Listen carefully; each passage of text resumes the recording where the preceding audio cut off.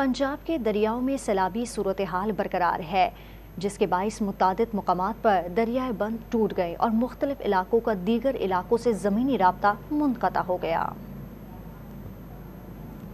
पंजाब के दरियाओं में पानी की सतह में मुसलसल इजाफा हो रहा है। PTM के मुताबिक दरियाए सिंध में तरबेला और चश्मा के मुकाम पर निचले दर्जे का सैलाब है। तरबेला के मुकाम पर 2,44,000 क्यूसेक पानी गुजर रहा है, जबकि चश्मा हेड में पानी की आमद 2,71,324 और इखराज 2,56,124 क्यूसेक है। दरियाए जेहलम में मंगला के मुकाम पर पानी की सतह में इजाफा रिकॉर्ड किया गया है। दरियाए सतलज में हेड इस्लाम से 62,751 क्यूसेक पानी का रेला गुजर रहा है। बहावल नगर के मुकाम भक्का पतन पर निचले दर्जे का सैलाब है।